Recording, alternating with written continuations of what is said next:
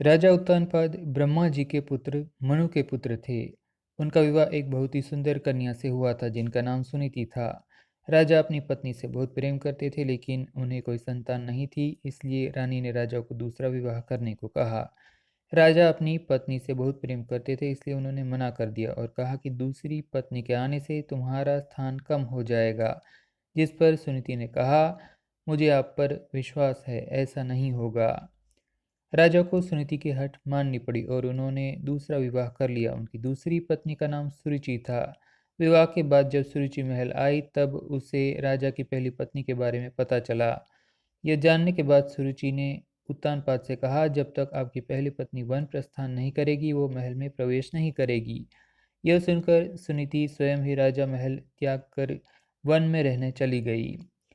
कुछ समय बाद राजा शिकार के लिए वन में जाते हैं और घायल हो जाते हैं। यह बात जब सुनीति को पता चलती है तो वो राजा को अपनी कुटिया में लाकर उनका उपचार करती है।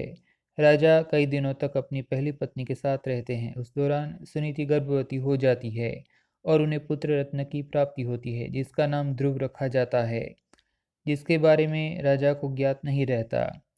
कुछ दिनों बाद राजा अपने महल चले जाते हैं। वहाँ भी रानी सुरुचि को पुत्र रत्न की प्राप्ति होती है जिसका नाम उत्तम रखा जाता है। कुछ समय बाद राजा उत्तानपाद को ध्रुव के बारे में पता चलता है। वो रानी सुनीति को महल में आने का आग्रह करते हैं लेकिन वो नहीं मानती। ध्रुव को कभी कभी महल भेज दिया करती है। यह सब देख रानी सुरुचि को ध्रुव से घृणा होने लगती है।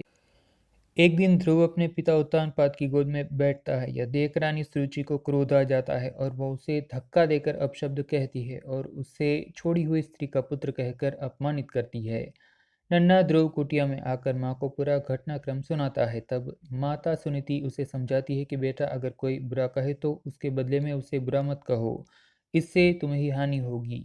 अगर तुम अपने पिता की गोद में ससम्मान बैठना चाहते हो तो भगवान विष्णु की उपासना करो, वो जगत पिता हैं। अगर बैठना है तो उनकी गोद में बैठो। बालक ध्रुव के मन में यह बात बैठ जाती है और वह यही भाव लिए यमुना तट पर नहाने जाता है। वहाँ उसकी मनोदशा जानकर नारद मुनि आते हैं और ध्रुव को भगवान की भक्ति की विधि बताते हैं, जिसे जानने के बाद ध्रुव कठोर तपस्या में लीन हो जाते हैं। कई महीनों तक खड़े होकर वह तपस्या करते हैं। कभी जल में तपस्या करते हैं तो कभी एक उंगली पर खड़े होकर। निरंतर वो ओम नमो वासुदेवाय का जाप पूरे ब्रह्मांड में गूंजने लगता है। नन्हे से बालक की इस घोर तपस्या को देखकर भगवान उसे दर्शन देते हैं। बालक ध्रुव भावविभोर हो उठता है और कहता है, मुझे माता पिता की गोद में बैठने नहीं देती।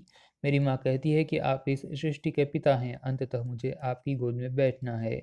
भगवान उसकी इच्छा पूरी करते हैं और उसे तारा बनने का आशीर्वाद देते हैं, जो कि सप्त ऋषियों में सबसे ज़्यादा श्रेष्ठ होगा। उस दिन से आज तक आसमान में उत्तर दिशा की ओर ध्रुव तारा चमक रहा है। ध्रुव तारे की कहानी आपको कैसी लगी, कमेंट में बताइए। अगर आप इसी तरह की हिंदी कहानियाँ पढ़ने के शौकीन हैं तो चैनल को अभी सब्सक्राइब कर लें। धन्यवाद।